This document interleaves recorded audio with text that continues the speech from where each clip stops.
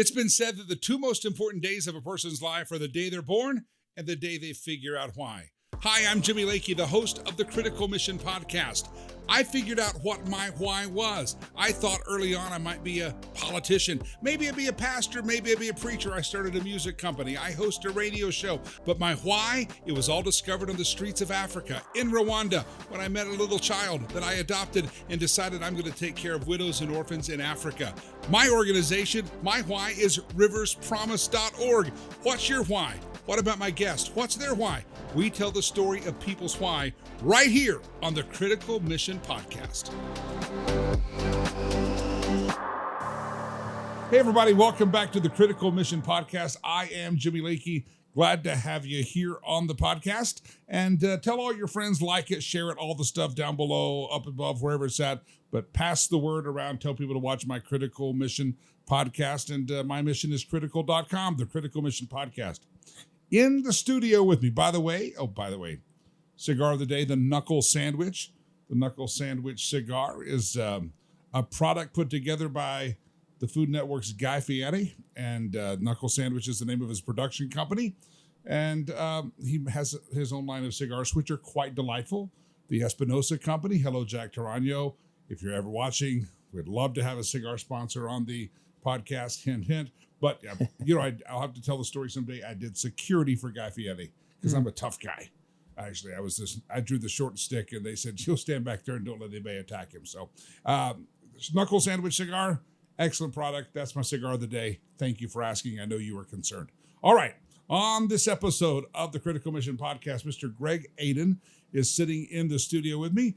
Greg, I'll give everybody the introduction. Better yet, you'll introduce yourself. But hello, sir. Thanks for joining us on the podcast. Thanks for having me. And I'm sure everybody says thanks for having me, but I mean it because I know what you stand for and how important it is to get people in the studio that have not just something to say, but something to share. But my story is easy. I grew up in Albuquerque. Parents divorced when I was 9. My parents multiplied because I ended up with 4 instead of 2.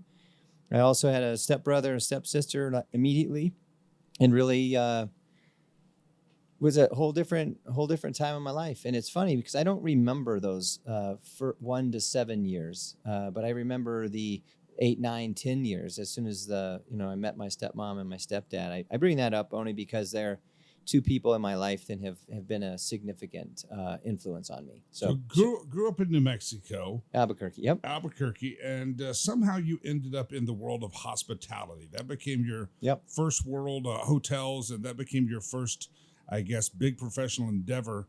How do you go from a kid? Is that something that you dream of as a child? I want to manage and franchise hotels. Is that how do you end up in that world? Because you probably didn't sign up for that on career day. Great question. At 14, I lied about my age, and I told people I was 15, even though I looked 13, to work at a Tasty Freeze.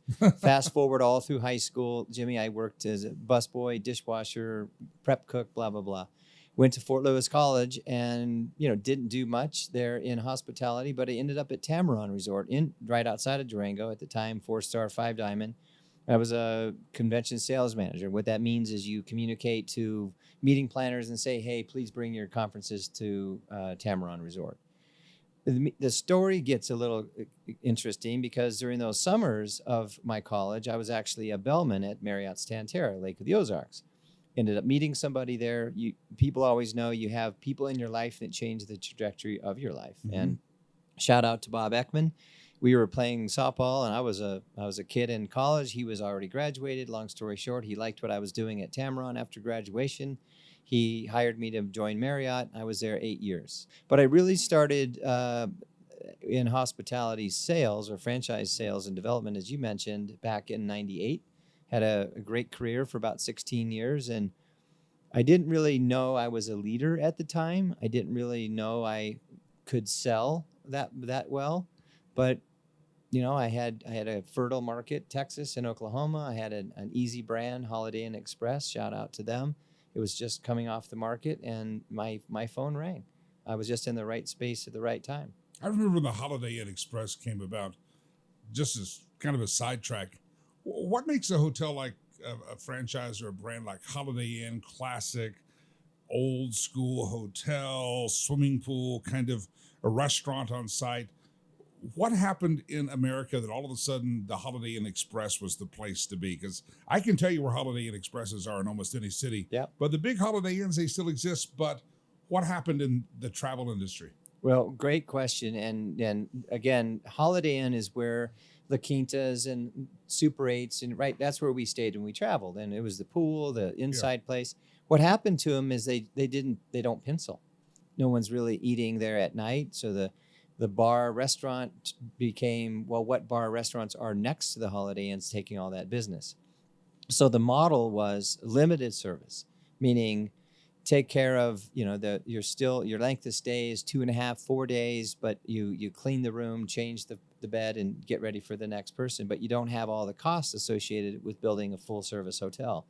Who really put that on the map was Hampton Inn by Hilton, Fairfield by Marriott. But if you think about it, La Quinta, Super 8, Best Western, those have been around in limited service for ages. But a franchising vehicle like Marriott, Hilton, and Holiday Inn gave the franchisee something to basically bank on, because that reservation system was the secret. You build our product, you can plug into the most powerful reservation system in the world. And all credit due to Hilton and Marriott, but Holiday Inn had the world's first reservation system. If you look back, that was something that Holiday Inn hung their hat on. Everybody stayed at a Holiday Inn because they made it easy to make a reservation. I remember growing up, you go on family vacation, get in the car, the old image, we didn't have a station wagon, but you'd drive down the road, and you'd city to city. You wanted to stay in the Holiday Inn because they had the swimming pool. Then as I got older, I said, well, I don't need that. I just need the quick business hotel, rent the car, head over at the airport. I'm in and out. And I just wondered if part of it was just the road trip station wagons across the country died, or is just the cost effectiveness of it? Two things were now happening in the industry. The full service came back, but in a much smaller box. More efficient restaurant, less housekeeping, smaller space, and it wasn't going out and getting these big conventions, but smaller meetings. And so that full service with limited service became, something that Holiday Inn said, oh, we can do that.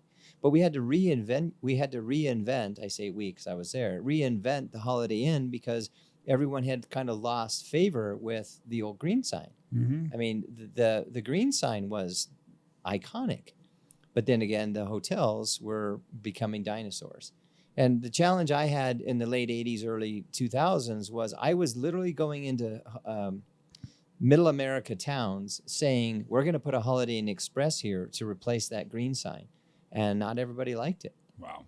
So you're booming. You're right at as you said, the right time, right place, kind of the cutting edge of a new trend, not just for a hotel company, but the hotel industry. Yep. You're rocking and rolling out there. As you said, it's a brand. Your phone is ringing. On the personal side, are you the distinguished bachelor? You married? I mean, what's going on at home? Great question. I didn't get married my first time until 34. And I believe, again, with all due respect to the person I married, I believe I looked at my friends and said, I'm getting behind. I'm 34. I'm not married. Am I having a blast? Yeah. My trips were always fun because I could stop anywhere on the way home and spend time with my friends and their kids and then come home and be a bachelor. Yeah. And even when I was married, we had a part-time stepdaughter. It was unfortunate circumstances that she didn't have the full-time custody of the daughter. But long story short, that lasted about 7 years. And then I was a very, very bachelor for 5 years and realized this is why I'm so successful, because it's just me. And I would literally, Jimmy, and I don't mind admitting this now, but I was on a team of 7. And I was always asking them, why can't you do what I'm doing?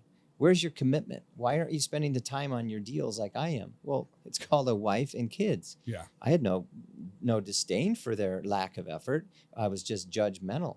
And meanwhile, the record back then, Jimmy, was about 32 deals, whether it's Holiday Inn Express, Candlewood, Staybridge, or combination of. And then one year I did 47. Then I did 54. Then I did 69. Then I did 105. Then I did 101. And I was just... And when you say did those, you're selling the franchise. Yes. You find a guy or a person or a company that Yeah. wants to put one or a group of those in a town, in an area. 2 years straight, it was basically 1 or 2 a week. Wow. Think about that. I didn't need anybody else because I was on top of the world, and I had girlfriends, I had Sure. people to see, blah blah blah. But you're really living the dream for a guy, single, bachelor. You get to travel. You're Yeah. kind of living the dream. Yeah, making some decisions, that were good. I spent a lot of time and money with one person and built a guest house and a huge swimming pool and a putting green and a chipping course in her backyard. Yeah. Big area in San Antonio. And one day I woke up and realized she doesn't love me. She loves the idea of having me in her life. And I said, I'm done. And I literally packed up the U-Haul and said, sayonara. And Wow. I came back to Austin and actually lived with my mom and stepfather for a bit. And then I decided, what I really want to do. One Sunday in Vail, Colorado, I'm on a ski trip. And we see a young lady standing in the corner by herself. And I walked over, and I won't tell you the bet we made, but it was about something that, she was probably wearing or not wearing. And that was just who I was at the time. And the bet went sour because all the colors we were betting on didn't exist. And I immediately said, here, the money's yours. And I gave it to her. And then her sister walked in, and that's how I met, or the mother of my child was in 2007, but didn't do anything with that relationship for 2 years. So in 2009, we kind of rekindle it. And then she's an A-type, I'm an A-type. Shout out to Laura. She's a fantastic human being. We just, aren't married today. But it was when I had the drive and the interest to adopt my son in Russia, because she came home from a trip one day and said she was sad. She was with her girlfriends in Sedona, and she came back. I was waiting for her in her home in Denver. I was actually still living in Austin. I saw her walk in. I knew she was upset. And I know a lot of people have heard the story before, but she was sitting on my lap, and she had her head here, and she told me what was wrong. And she said, I just came back from Sedona, and I'm supposed to be open to having another child. Well, she had a daughter from a previous. I'm like, okay. And I said the dumbest thing I've ever said, Jimmy. And I said, well, why don't we just adopt? Now I'm fully committed.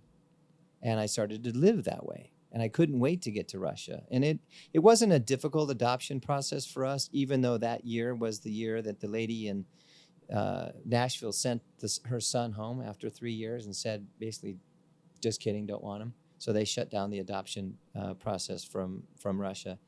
But we went there 3 times, fell in love. His name was Iggy. I never knew I could love that deep. But that's because I had my head in my ass. Yeah. So you finally paused, and through the having a child through adoption, suddenly you kind of found a new part of you. Yeah, it was way down there. Yeah. Because when you're so selfish, Jimmy, you don't want to share your time with anybody.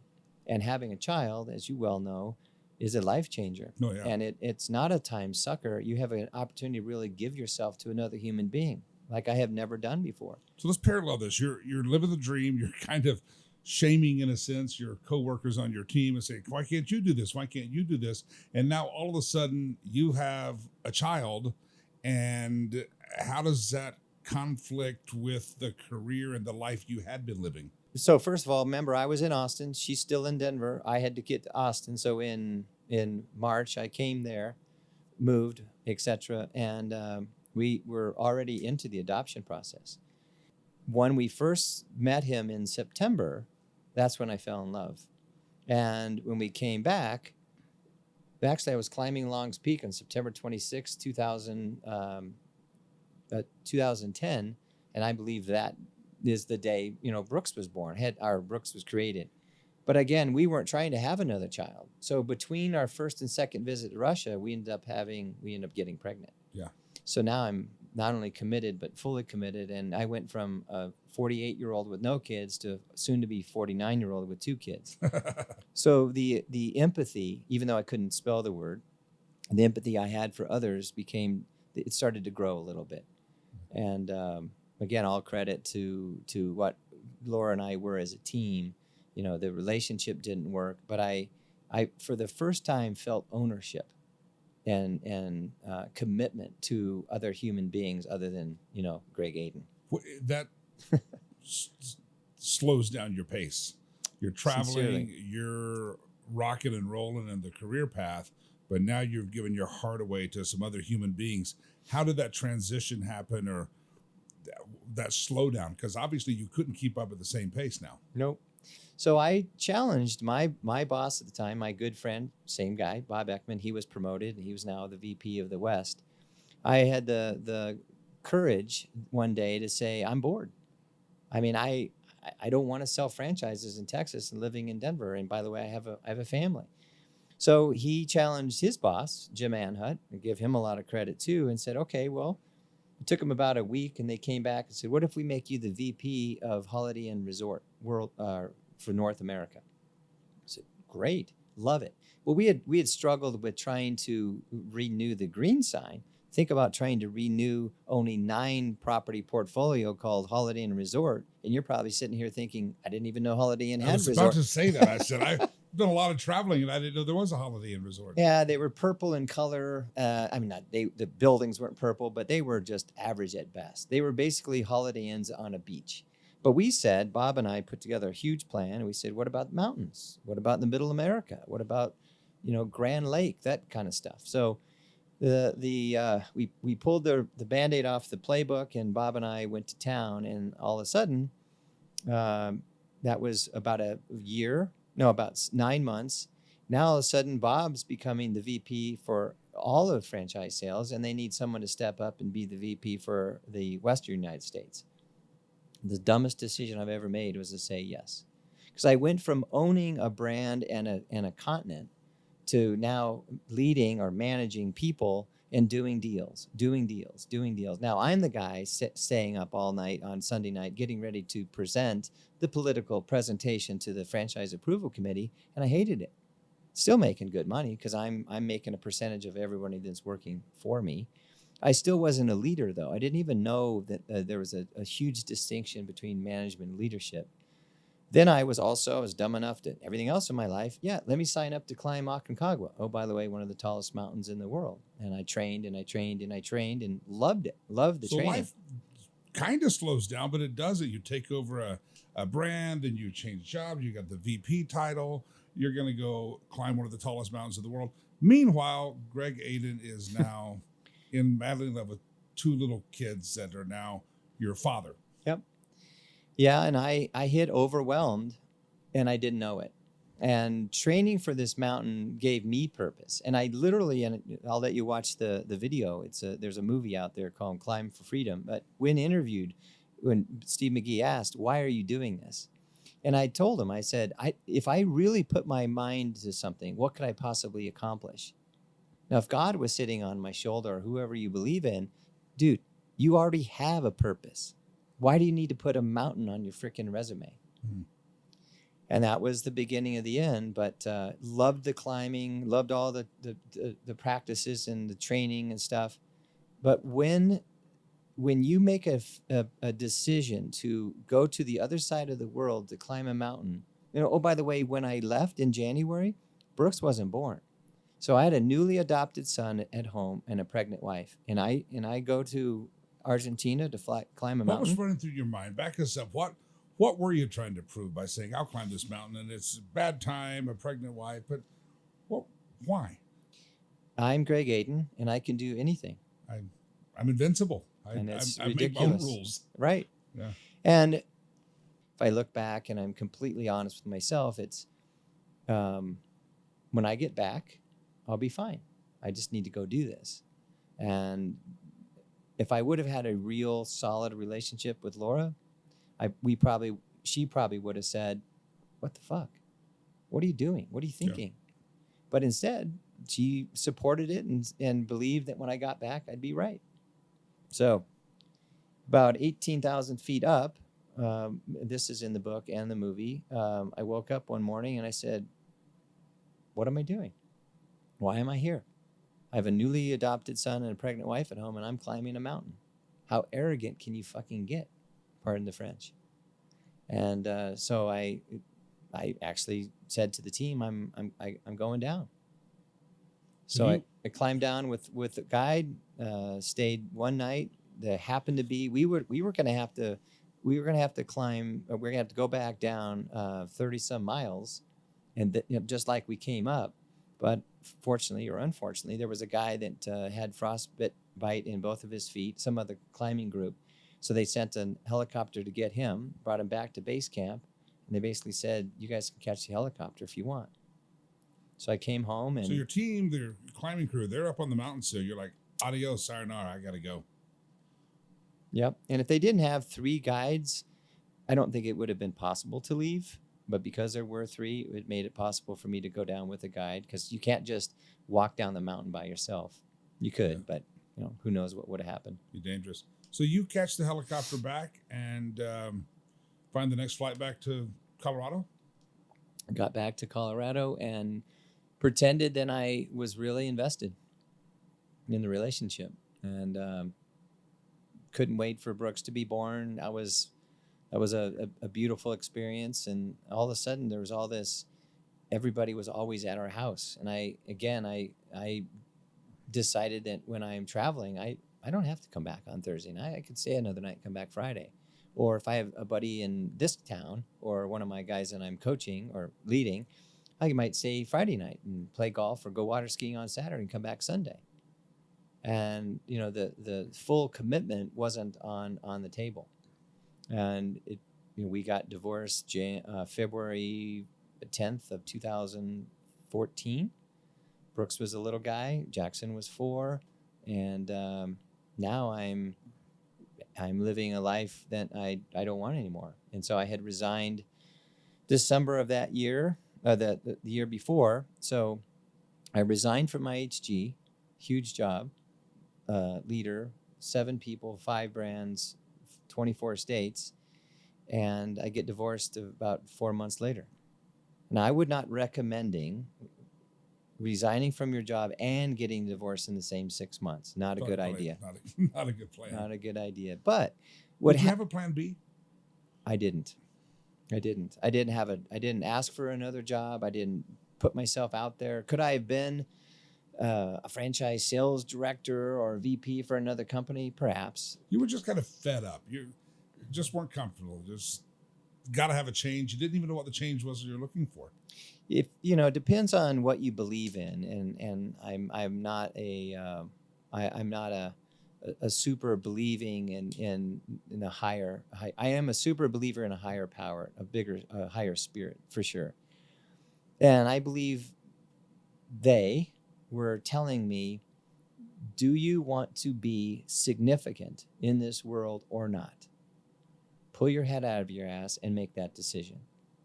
And then I became who I have never thought I could be. I actually began getting people together, having conferences. I wanted to be a certified coach, so I joined ICF, Colorado International Coach Federation. I'm at the 2nd or 3rd meeting, and they're talking about a conference, and Greg Aden says, "Hey, I can help you with that." So we had our first conference at Red Rocks in the convention center. It was a huge success, and so now I can do something else. I can make a difference. I can serve. And I studied and put myself out there as someone who wanted to provide servant leadership as a leadership style for organizations. It was slow taking. And thank God I had money saved and plenty to pull back on. But it was no one was calling me. I'm Greg Aden. I was the guy in the hospitality You business. were used to your phone ringing. You had hot brands, you're ready to go. And they were looking at me, and Jim Anhut and a couple others said, "Greg, it's not that you don't have something to help us with. They still see you." And Kirk Kinsell too actually said this. He said, "Everyone sees you with a developer's hat on, not a leadership coach." So I did my time, and I went to the meetings. I did the glad handing and all the virtual stuff, and then I joined Colorado Thought Leader Forum, and again, did my stuff, showed up as who I was, introduced servant leadership to the chapter I was in, and next thing you know, I'm vice president of the chapter. Now I'm the president of the chapter. Now I'm the past president of the chapter, and just made some really, really good contacts. And people started to hire me, and I now have my own brand. So the point of this podcast is the two most important days of a person's life: the day they're born, the day they figured out why.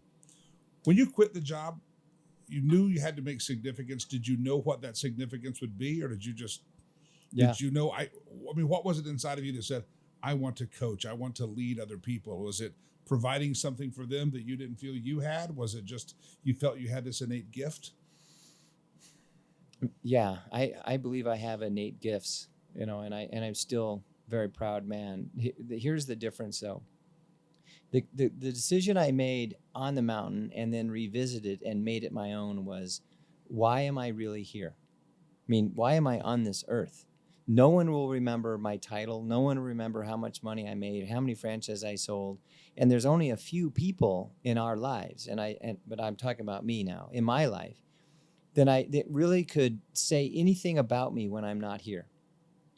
Because franchise sales, VP, whatever, will never be on my tombstone. And I didn't realize that. And I started to picture my tombstone as world's most fantastic sales guy. Why? It never Sold happened. the blue sign really well. Absolutely. Answered the phone and made a lot of money. But I realized if my kids would just say this, Dad inspired me, not because I told them to, but because I behaved that way. That was the most significant decision I ever made. Isn't it amazing? I know this through being a parent as well. Suddenly you think thoughts that you never would have thought when you have a kid. It really changes everything, because you're like, I want to see how I want to make a difference in their life, not so that they remember me, but that I inspire them to go do something greater than Dad did. And when didn't have a kid and single for a long time, you never thought you would live your life for someone else. Yeah, and it's Chad's heard me say this many, many times, and this is my honest belief. Leadership starts with you. Parenting starts with you, but it's not about you. It's about the people following you by their choice. Now, our kids, when they're little, they don't have to follow us. When they're little, they have to follow us. But as you know, they get older and they don't really have to do what they say. Yeah. Or I don't have to do it when they say or how they said it. But if you inspire them and lead by example, all the things we know great leaders do, why don't great parents behave the same way? So that was another significant decision I wanted to make, is I want to behave in a way that when my boys look at me with their mom, now with Tammy, my wife, they say, that's good behavior. Now, they're not going to pat me on the back, give me money, or tell me how great I am, because you're not doing it for accolades. Yeah. You're doing it because you know that's the right way to behave with and for other human beings. It's that realization. You came up on the mountaintop, literally a mountaintop, and you're like, what the heck am I doing? I got to get down immediately and change. You probably, when you're leading and coaching, you've got people that aren't on a real mountaintop, but they're in that same spot of life. What I'm doing is not significant. What the company's doing is not significant. And what's your advice to those people that maybe figuratively, not literally, find themselves on a mountaintop going, I need to do something different, and I'm not sure what it is? Well, it's our intentional decisions, our intentional behaviors are tied to what purpose? And I love asking this question, why are you really here? Now, I don't mean to call them down off of a mountain or push them up a mountain, but in this meeting, why are we really here? What's the purpose? And if you live a purpose-driven life, I didn't write the book, it's out there, it's fantastic. But I asked them, what is your purpose? Now, I don't diminish them wanting to work for a great company and have a big title, period. But when you come home, who are you being there? And are you the same man? Are you the same person? Are you the same woman? And I ask people to forget that there is truly a work-life balance. You have one life. You can't be a prick at work and come home and be a great dad, or vice versa. You are who you are. But what I remind people, to get to your question, is who do you choose to be every day so that you can make a positive difference in other people's lives? Or are you not concerned about anybody else? And if they are, they're probably not going to hire me, because they're looking at a man that has been humbled.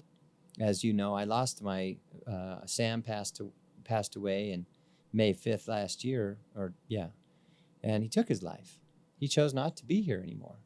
And that was a devastating blow. But I realized there's a reason why Sam, or Jackson, he was named Jackson, and then he changed his name to Sam. There's a reason why he didn't want to be here anymore. Now, do I crawl up in a little ball and say it was me he didn't want to be around? No.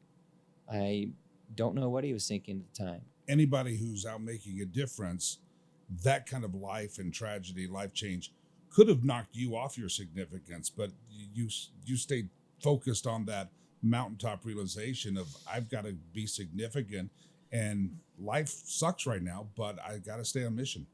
If I was in franchise sales, I would have taken, I don't know how many months off, and probably changed my world then. But I was already doing what I was on this earth to do. I just didn't know it. I've always been a leader. I've always stepped up front. I've always recommended we try different things. So that's who I am. But as a dad, I also have Brooks to take care of. I have Brooks to father. I have Brooks to be an example for. And to do that with and for and in front of other people, watch me, follow me, emulate, whatever. It doesn't matter. This little guy is going to grow up and be a great man if I have anything to say about him. But I can't tell him how to behave. I have to example how to behave. And when he sees me and how I behave with Tammy, shout out to Tammy. She's the most wonderful woman I have ever met. And you talk about upping my game relative to purpose. I'm lucky. I'm lucky I found her. Two most important days of a person's life: the day they're born, the day they figure out why. Probably you spent most of your life early on thinking, I'm here to make a lot of money. The hotel industry knew who you were, and they knew what you were capable of.